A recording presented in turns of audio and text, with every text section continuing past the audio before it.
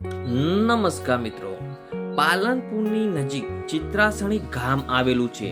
નાના એવા ગામની મોટી વિશેષતા એ છે કે અહીં બાલારામ મંદિર આવેલું છે. અન્ય મંદિરો કરતા આ મંદિર વિશિષ્ટ છે. અહીં શિવલિંગ પર ગૌમુખમાંથી જળાભિષેક થાય છે. ગૌમુખમાંથી જળ ક્યાંથી આવે છે તે મોટું રહસ્ય છે. આમ પણ શિવના રહસ્યને હજી સુધી કોઈ પામી શક્યું નથી. અહીંનું શિવલિંગ સ્થાપિત નથી, પરંતુ સ્વયંભૂ શિવલિંગ છે. સ્વયંભૂ શિવલિંગના આભા મંડળની આસપાસ તેજ નક્ષત્રો વલય હોય છે. શિવલિંગને વધુ સમય સુધી નિહાળી શકાતું નથી. આંખમાં રિફ્લેક્શન આવે છે. મંદિરના દર્શન કરતા પરમ શાંતિનો અનુભવ થાય છે.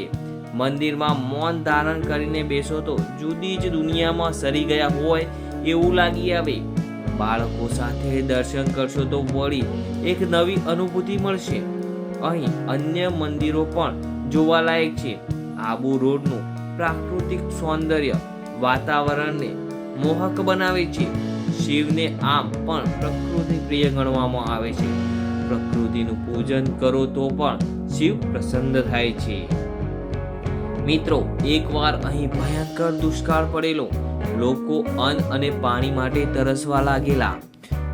અહીં કહેવાય છે કે રહેવાય નહીં અને સહેવાય નહીં તેવી વિકટ પરિસ્થિતિ સામે આવીને ઊભી રહેલી. કેટલાક લોકો તો અહીં નાના બાળકોને છોડીને જતા રહેલા. માતા પિતાના વિરહમાં રઝળતા બાળકોને જોઈને એક તપસ્વીને કરુણા ઉપજી. તપસ્વીએ અહીં પોતાના તપોબળથી જળ ઉત્પન્ન કર્યું અને આ જળથી બાળકોને જલપાન કરાવ્યું તથા ગાય બોલાવી બાળકોને દૂધ પીવડાવીને જીવન દાન આપ્યું હતું. બાળકો સુખેથી રહેવા લાગ્યા. આ તપસ્વી જાણે શિવે મોકલ્યા હોય તેવું લાગ્યું. આ ચમત્કારની વાત સાંભળી ગામ છોડીને ગયેલા લોકો પરત ફર્યા. બાળકોને છોડી જવાની ભૂલની મનોમન શિવ સાથે માફી માંગી. તેથી તેમને બાલારામ મહાદેવ કહેવામાં આવે છે. જીવનમાં કોઈ પણ ભૂલ થઈ હોય અને બાલારામ મંદિરમાં આવીને એનો ઇકરાર કરવાથી માફી મળે છે. ફરી એ ભૂલ ન કરવાની ટેક લેવાની હોય છે. ટેક લીધા પછી ભૂલ થાય તો પાપના ભાગીદાર બનીએ છીએ.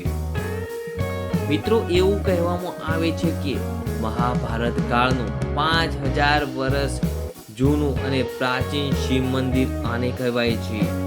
એક માન્યતા પ્રમાણે પાંડવો પણ આ સ્થળે થોડોક સમય રોકાયા હતા.